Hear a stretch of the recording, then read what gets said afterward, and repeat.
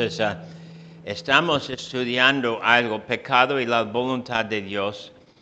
Y en parte lo que tenemos que estudiar hoy tiene que ver con algo difícil, porque no son enseñanzas comunes en un sentido, y como dijimos la semana pasada, no exactamente tenemos una respuesta a nuestra pregunta de dónde llegó la maldad. ¿Cómo es que hay maldad cuando Dios es perfecto? Y es fácil para nosotros imaginar mundos y mundos y mundos de perfección cuando conocemos la perfección de Dios. Es fácil para nosotros pensar en luz y que Dios de luz reparte su luz por doquier, y claro, eso significa todo va bien. Pero luego de maldad no tenemos siempre respuesta completa y tenemos que estar contentos con lo que hay en las Escrituras. Yo estoy estudiando un libro que me ayuda mucho y la verdad en todos mis años no recuerdo estudiando unos puntos que este autor toma para estudiar, y él muestra que fue muy repleto y completo en su manera de estudiar. Es decir, él sabe mucho de muchos autores que quisieron contestar la pregunta de dónde es la maldad y las personas o seres que fomentan maldades, etc. Entonces es gran beneficio para mí estudiar, y espero que sea para ustedes tomar estudios excelentes de libros de la Biblia principalmente, obvio, y claro, luego sacar el provecho de las Escrituras para guardar nuestra creencia y nuestra confianza que Dios hace de acuerdo con su voluntad en su perfección, y que nunca es culpable de pecado y sus resultados o consecuencias en el mundo. Entonces, comenzamos en Isaías 44. Y como no contesta directamente a nuestra pregunta, no deben buscar una respuesta que dice, aquí es la explicación de maldad y oscuridad y pecado en el mundo. Pero siempre tenemos otra cosa, que es la presencia de Dios a pesar de maldad. Y Isaías 44 es buen ejemplo de esto, y contamos con estos versículos como gran consuelo para nosotros. Fueron escritos primeramente de Israel en sus tiempos y momentos de idolatría y perder la visión de Dios como el único Dios, Dios el único que merece adoración, Dios el único de bendecir, Dios el único de recibir, Dios el único de salvar. Y en tal contexto Dios hablaba estas palabras con su profeta para nuestro provecho hoy. Yo voy a leer 1 a 8 y después 2 o 3 comentarios. 1. Ahora pues, oye Jacob, siervo mío, y tú Israel, a quien yo escogí. Así dice Jehová, hacedor tuyo, y el que te formó desde el vientre, el cual te ayudará. No temas, siervo mío Jacob, y tú Jeshurun, a quien yo escogí, porque yo derramaré aguas sobre el sequedal y ríos sobre la tierra árida. Mi espíritu derramaré sobre tu generación, y mi bendición sobre tus renuevos, y brotarán entre hierba como sauces junto a las riberas de las aguas. Este diré, yo soy de Jehová. El otro se llamará del nombre de Jacob, y otro escribirá con su mano a Jehová, y se apellidará con el nombre de Israel. Así dice Jehová, Rey de Israel y su redentor, Jehová de los ejércitos. Yo soy el primero y yo soy el postrero, y fuera de mí no hay Dios. ¿Y quién proclamará lo venidero, lo declarará y lo pondrá en orden delante de mí, como hago yo desde que establecí el pueblo antiguo? Anúncienles lo que viene y lo que está por venir. No temáis ni os amedrentéis. ¿No te lo hice oír desde la antigüedad y te lo dije? Luego vosotros sois mis testigos. No hay Dios sino yo. No hay fuerte. No conozco ninguno. El tema principal tenemos en 6 y 7 aquí, que es solo Dios que tiene poder de organizar, determinar. La palabra más formal es decretar. Decimos tomar decisión y llevar a cabo decisiones, decretar en ese sentido. Y claro, Dios que sabe perfectamente desde antes lo que va a pasar. Y cuando habla así, Dios está diciendo que Él tiene en su poder el poder de decir y llevar a cabo. Y cuando Él hace esto, es para mostrar a todos que Él es Dios y todos deben recibir y responder en alabanza y adoración de nuestro Dios. Entonces es gran consuelo para nosotros. En versículo 2 tenemos el nombre Jesurún, que es como apodo de Israel y es algo de cariño. Y cuando dice, no temas, siervo mío Jacob, sabemos que desde hace Isaías 42 hasta casi el fin de Isaías, hay muchas profecías que tienen que ver con el siervo de Jehová. En unos contextos parece que el siervo es el pueblo, todos los israelitas.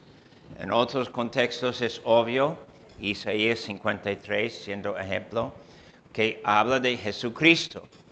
Aquí, al final de cuentas, decimos que habla de Jesucristo, ¿verdad? Pero en contexto, Dios toma su palabra y da profecía, palabra predicada al pueblo para causarles recobrar su ánimo en el verdadero Dios, el que lleva a cabo todas las cosas y sabe guardar todas las cosas con su poder y con su nombre. Versículo 3 es algo que es bueno para nosotros recordar porque tiene que ver con Dios, no solo con nuestra generación, pero con la generación que viene. Es el Antiguo Testamento y el Nuevo Testamento que lleva esta gran bendición para la iglesia. Los creyentes saben que Dios que está con nosotros será Dios con la próxima generación. Y Dios, en términos mundanos, arrogarse, se arruega, ¿cómo puedo conjugar? Arrogarse. ¿Ustedes usan la palabra? Arrogar quiere decir, tiene poder y voluntad hacer como quiere, como quiera. Arrogarse. No es arrogancia, pero arrogancia, arrogante, es de esta palabra, arrogarse. Y la idea es, no necesita pedir permiso, Él tiene el poder hacer, llevar a cabo. Y cuando habla así en versículo 3, es el punto que Él está diciendo esto a nosotros, y luego nosotros con gozo, pues, ¿verdad? En la salvación sabemos que nuestra próxima generación, nuestros hijos, están en manos del Señor. Y el Señor quiere tomar, y de hecho no solo quiere tomar, pero toma ellos para serlos suyos. Y eso es gran consuelo para el cristiano y nuestra esperanza de lo que viene. Nosotros decimos una marca principal cuando alguien es convertido al Señor. ¿Qué es su actitud acerca de sus amados. Entonces, si no tiene preocupación de su salvación, no está ocupado en enseñar a sus amados, no quiere testificar a sus amados de Cristo, tenemos algo de dudas.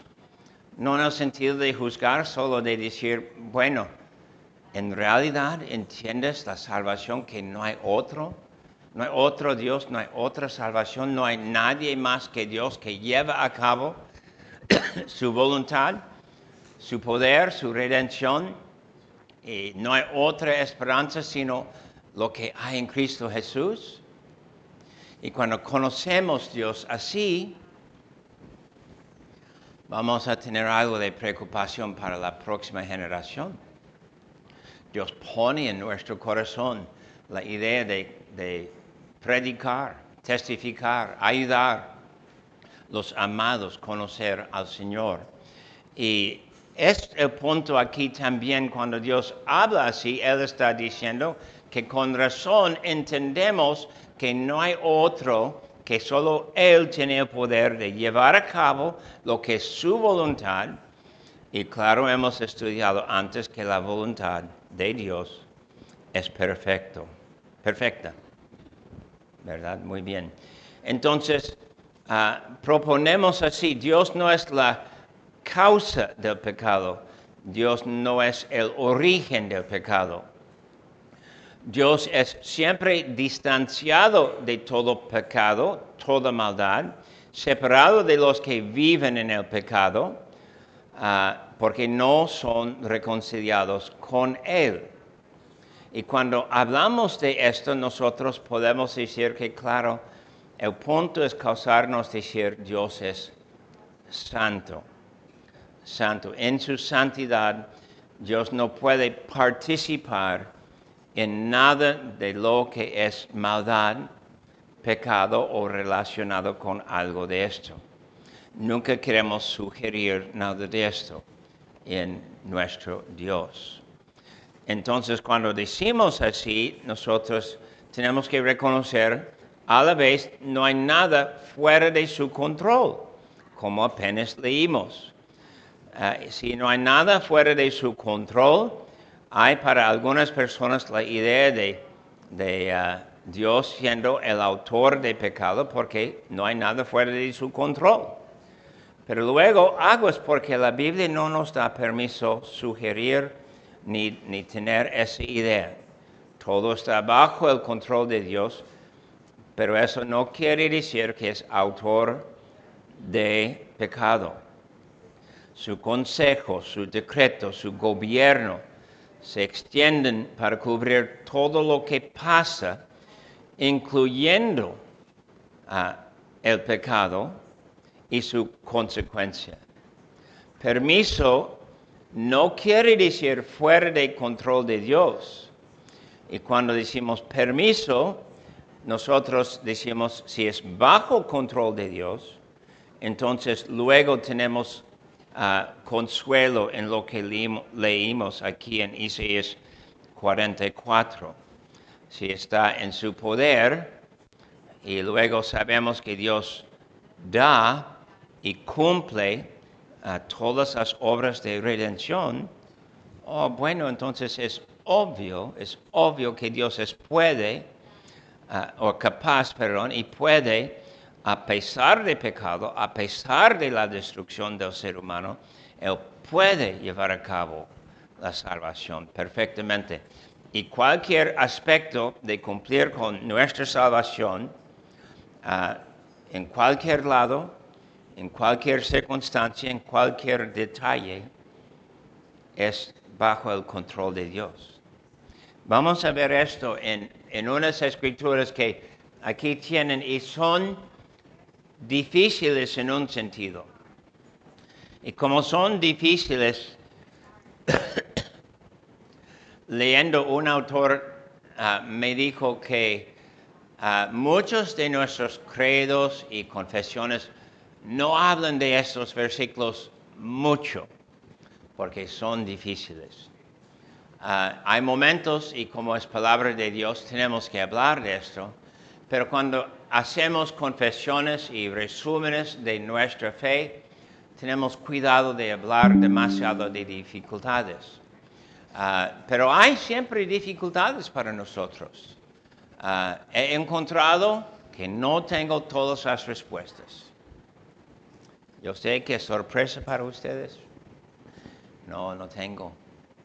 Y temprano como estudiante, y no recuerdo dónde aprendí esto, quizás de Cal Vandermeiden, a lo mejor. Aprendí que es buena cosa decir, no sé. La verdad, ni sé cómo encontrar la respuesta. Porque no es el puesto del pastor tener todas las respuestas. Tenemos demasiadas respuestas. Ustedes se hartan de tener demasiado respuesta de parte del pastor. El pastor debe callarse más.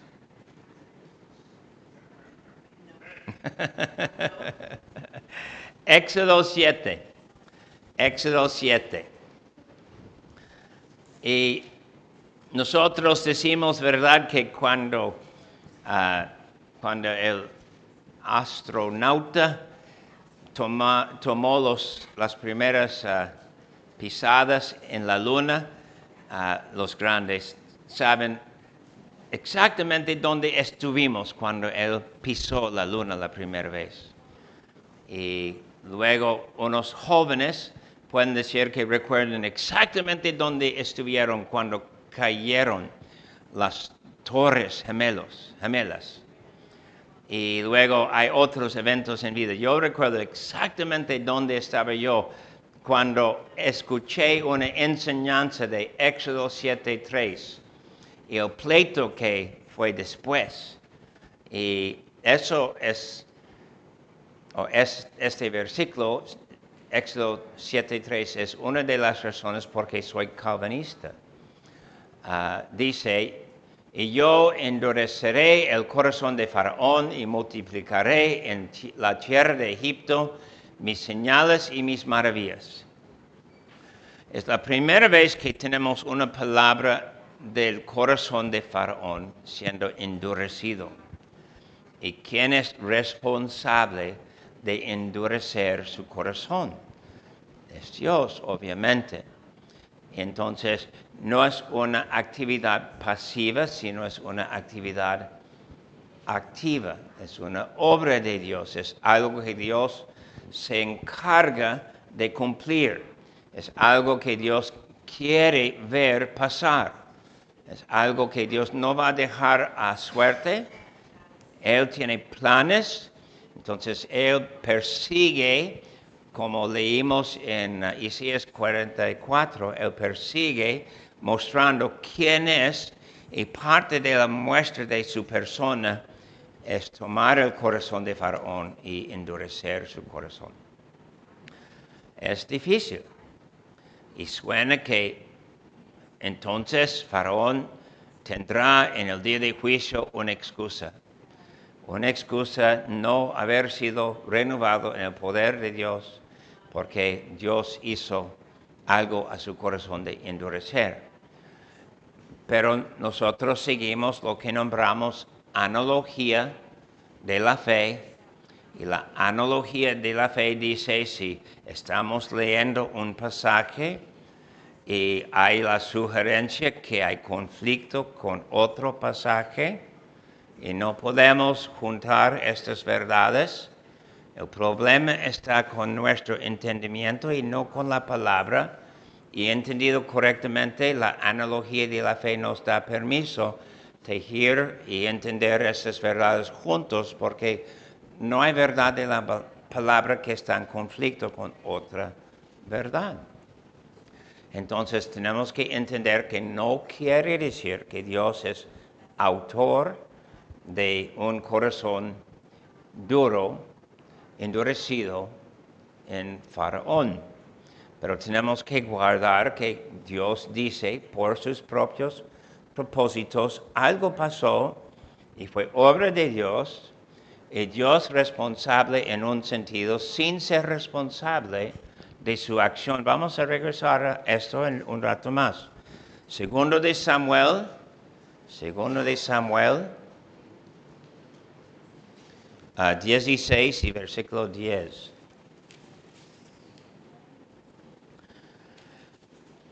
David está huyendo de su propio hijo.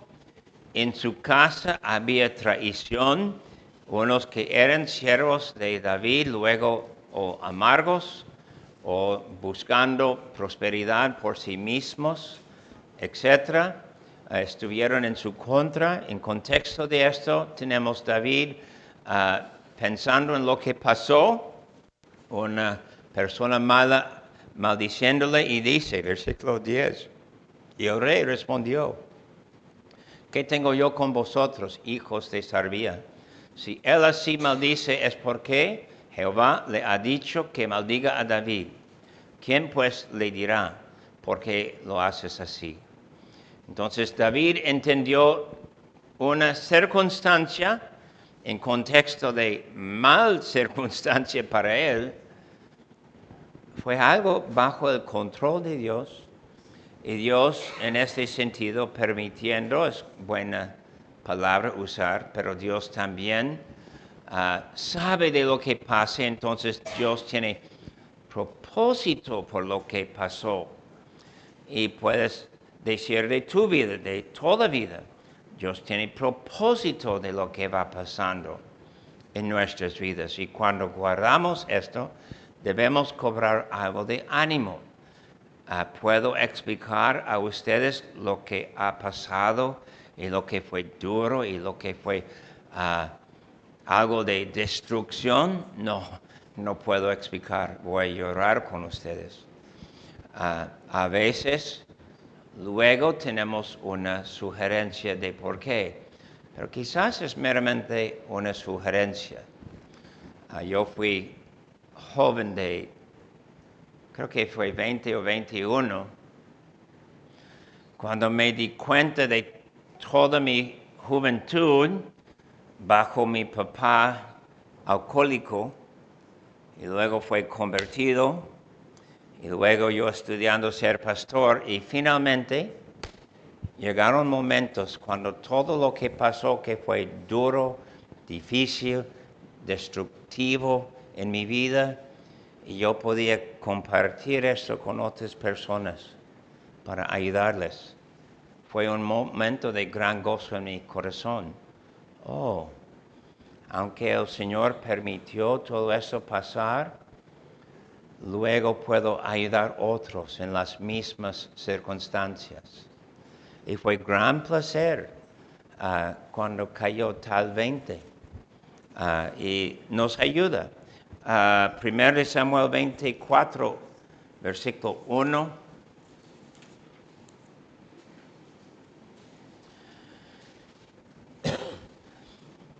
Y guardamos cuando estamos leyendo aquí, el Señor tiene pacto con Israel, tiene pacto con la casa de David.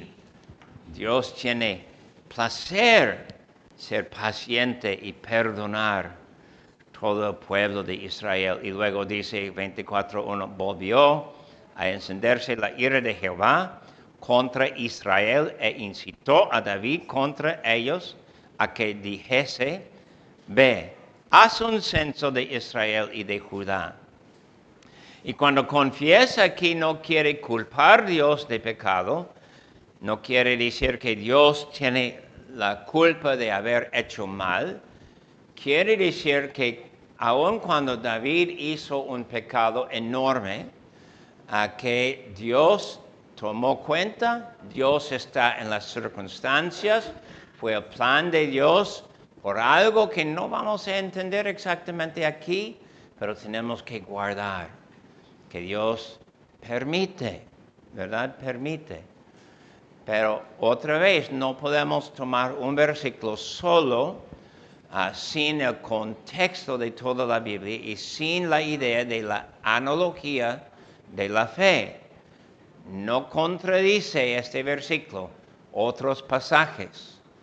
Confirma algo de la grandeza de Dios, confirma su manera de gobernar toda la creación, confirma que Dios tiene planes dentro de su pueblo, aun cuando su pueblo se encuentra en pecado.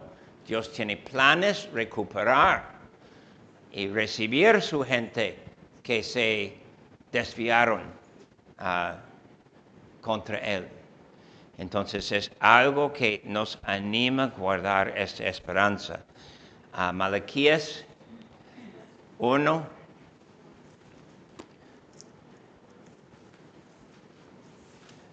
y versículo 3.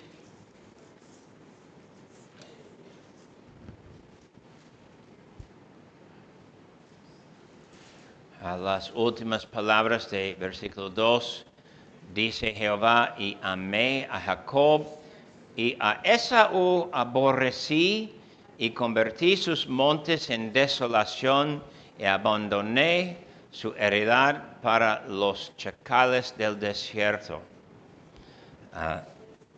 Algunos de ustedes quizás vieron las noticias que un pueblo principal de Esaú, de su descendencia, que está en desierto, apenas recibieron lluvias.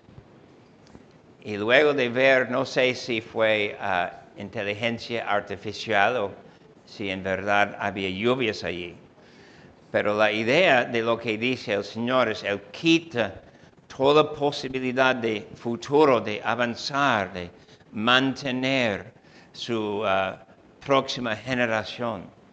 Y no hay posibilidad de tener otra familia. Y quita de ellos toda bendición. Porque Él no tiene uso para ellos, pero también Él está juzgando a ellos. Y guardamos esto. En este contexto, rápidamente, Salmo 137. Otro versículo que es bien fuerte. 137. Y tiene que ver con Esaú, que es el pueblo de Edom. Y claro, muchas profecías de Esaú tienen que ver con lo que pasó con su descendencia y su pueblo siglos luego, que fueron malos con los israelitas. 7-9. Oh Jehová, recuerda contra los hijos de Edom el día de Jerusalén, cuando decían, arrasadla hasta los cimientos. Hija de Babilonia, la desolada, bienaventurado el que te diere el pago de lo que tú nos hiciste. Dichoso el que tomare y estrellare tus niños contra la peña. Entonces, a veces en leer pasajes así decimos, hoy muchos cristianos no tienen espacio en su mente para esta verdad y pensar que Dios es capaz de hacer esto. Pero es falta de entender primeramente su santidad, y su santidad en su poder siempre dice que Él hace con su poder de acuerdo con su santidad. Y su santidad dice que Él juzga los que están en su contra. Entonces, aunque es palabra fuerte, nosotros tomamos en cuenta la gran voluntad de Dios. Lucas 2.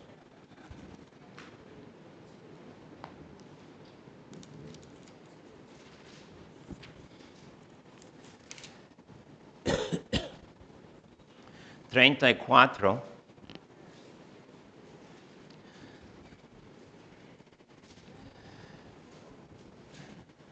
Y los bendijo Simeón y dijo a su madre, María, he aquí, este está puesto para caída y para levantamiento de muchos en Israel, y para señal que será contradicha. Caída y levantamiento. Porque no hay opción. O caes frente de Jesús en su misión para recibirle, para reconocer que hay salvación solo en Él, o caes en su contra bajo su juicio. Y es Cristo que es el juez. No dice con claridad aquí, pero obviamente el resto del Nuevo Testamento explica esto a nosotros.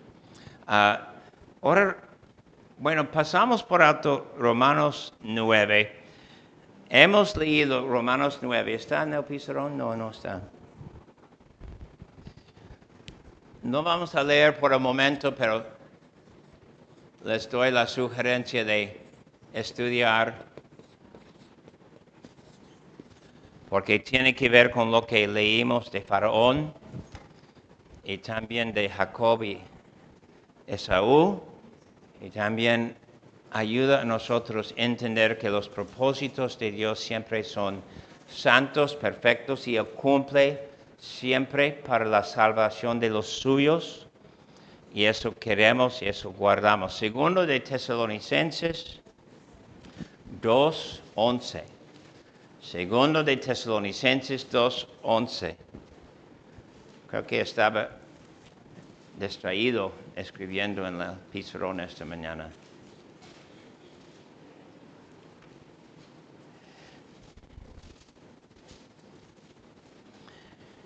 Y ahora pueden ver que hay una explicación de lo que va pasando cuando personas no quieren rendirse o ser entregados o someterse a nuestro Cristo y su salvación. 2:11, por esto Dios les envía un poder engañoso para que crean la mentira. Entonces, la mayoría de ustedes tienen cuentos de esto. Quieren hablar con sus amados, quieren hablar con alguien en la calle y explicar la salvación. Y ellos puedes explicar y sabes que tienes la razón y puedes sacar información bíblica, histórica, información de ejemplos, información de quien sea un experto, y puedes mostrar en blanco y negro qué dice, y luego dicen, no puede ser. Entonces, en tal momento lo que va pasando es, están bajo un engaño para creer la mentira. ¿Sí? Y yo digo que es importante explicar esto a los amados nuestros que no conocen al Señor y no tienen ganas de participar con Cristo, con su iglesia, o llegar con Dios para pedir perdón, etc.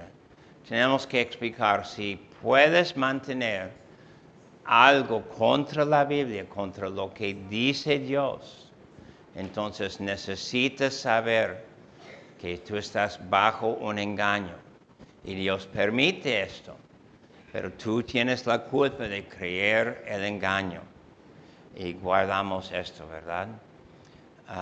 Y claro, los que no conocen al Señor van a tener dificultad, los que conocen al Señor van a tener algo de consuelo, que Dios quitó la mentira de nosotros para darnos la verdad.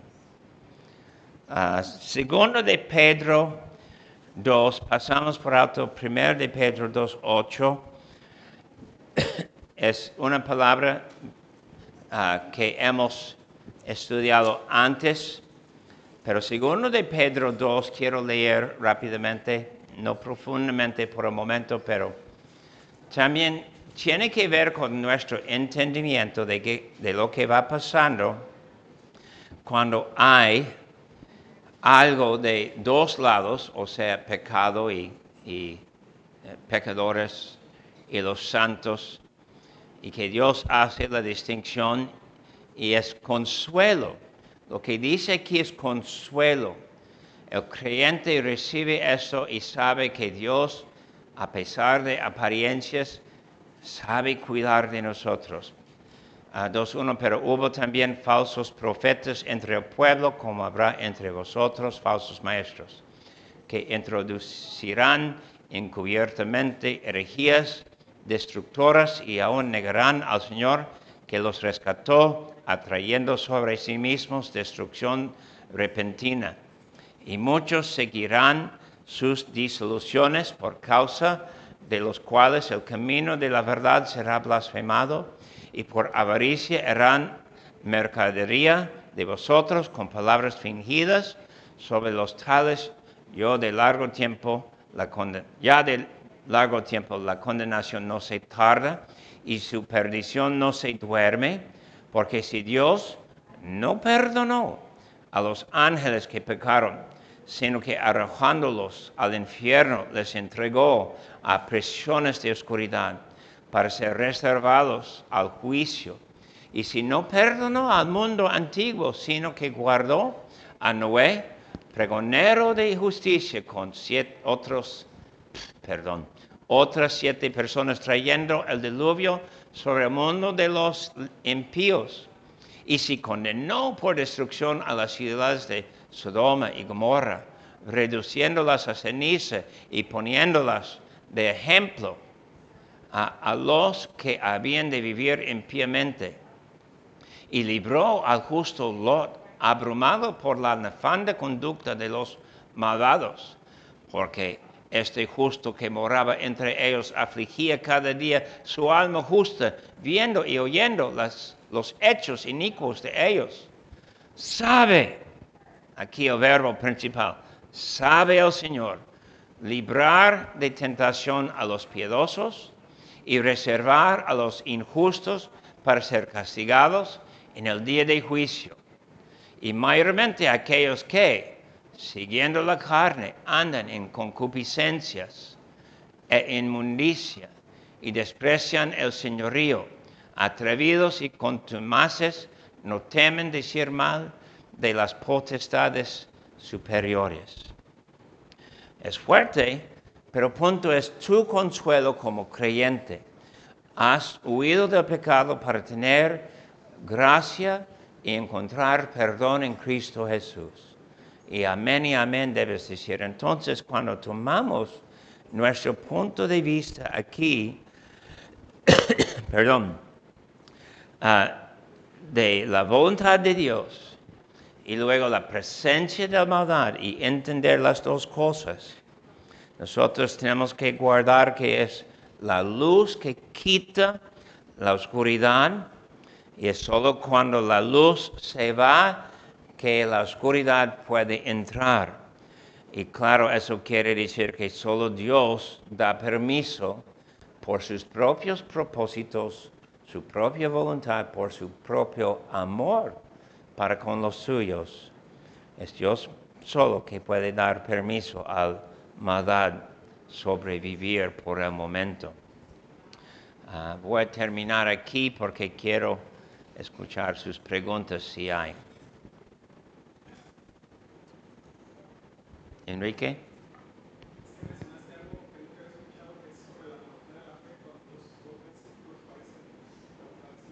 No puedo oírte. Analogía de la fe. ¿Qué significa este término, analogía de la fe? Cuando dos personas, o versículos, sí.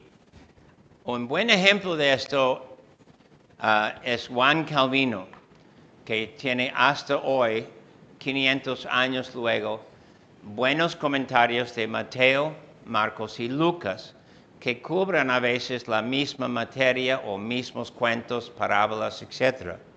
Pero todos dicen desde su punto de vista y todos dicen de acuerdo con lo que han estudiado y han encontrado. Y él nos ayuda a entender cuando parece una diferencia, por decir en una parábola. No necesariamente quiere decir que hay conflicto, hay muchas posibilidades. En tal circunstancia sabemos que es muy probable por el estilo de los judíos de enseñar que Cristo dio o enseñó la parábola muchas veces, y es muy fácil imaginar que tomó circunstancias para enseñar una parábola con diferentes detalles. Y luego cuando piensas en dos versículos que tienen apariencia de conflicto, nosotros decimos que es la obra de la iglesia y de cristianos en particular que tenemos que buscar respuesta. ¿Por qué no creemos en conflicto? ¿Por qué no recibimos que Dios nos da dos verdades que tienen conflicto? Y claro, parte de la respuesta tenemos en mi pregunta, ¿verdad? Que Dios no es autor de confusión y Dios no puede contradecirse. Entonces tenemos que buscar en entendimiento, con paciencia. Y a veces esta paciencia es de siglos y generaciones, porque por muchos siglos la iglesia sufrió bajo la idea que toda la divinidad de Dios pudiera estar dentro de un ser humano. Y hasta la Reformación había problema de teología. Lutero hizo un error en explicar esto. Y luego Juan Calvino dijo algo acerca de la verdad que hablaba de la verdad es meramente sencilla. Un cuerpo puede estar en un solo lugar a la vez, pero un ser divino no tiene tal limitación, es por doquier, en cualquier momento. Y con esta explicación sencilla, Lutero dijo, obvio. Pero guardamos esto hasta hoy para no fallar en cuanto a la doctrina de Cristo y su persona. ¿Otra pregunta?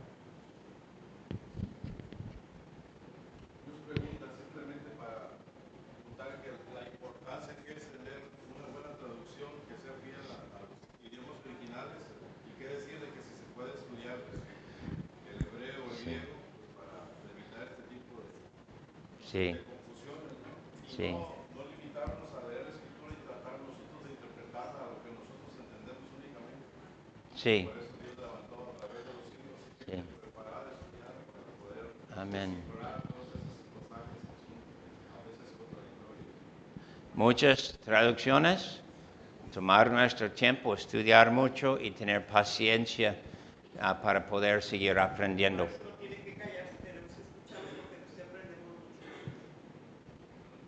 ¿Qué? Que por eso no debe de callarse, tiene que predicar más porque aprendemos mucho de usted. Amén. Lo que decía uno de los originales es verdad, pero también hay veces que no se cuenta con esos recursos o esa habilidad, pero está la palabra de Dios. El Espíritu Santo nos redarguye para que podamos a través de estarla leyendo y estudiando llegar a hacer, a empatar esos textos que nos parecieran incongruentes o que no son, o que son contradictorios, porque la palabra no se contradice. Amén. Sí, buen comentario. Sí, pero también necesitamos un buen predicador, si no, no. Sí, y es importante guardar que quizás tienen que reflexionar en esto. Hay tentación de decir, tengo la Biblia, es todo lo que necesito. Ningún siglo, ninguna generación creía así. Cristianos que van a sobrevivir esa generación tienen que entender que Dios repartió su espíritu en cada generación y luego dio a nosotros personas bien capaces, más capaces que yo, con más excelencia, con más conocimiento, más estudios. Un hombre en el año 800 fue echado en la cárcel por sus creencias y él no estudió mucho, él estudió alguien que escribió 500 años antes de él, Agustín. Pero sus escritos fue gran ofensa a la Iglesia Católica en el año 800. Estuvo en la cárcel 40 años y alguien dijo, puedes salir en libertad, solo tienes que renunciar a tus enseñanzas. Y él dijo, no, estoy cómodo en la cárcel, voy a quedar aquí porque no voy a renunciar a mi verdad.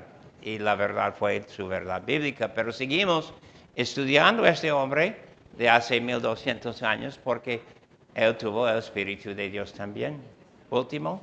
Pues iba a simplemente comentar que los dos comentarios, de hecho, los dos son la verdad, aunque parece que contradicen Oh, sí. Necesitamos a alguien Sí. que estudió hebreo y griego para enseñarnos y a la vez tenemos la Sí. palabra de Dios. Yo no pensaba en eso, pero sí es verdad, ¿verdad? Sí. Muy bien, ok, vamos a orar. Y hay pan de plátano luego.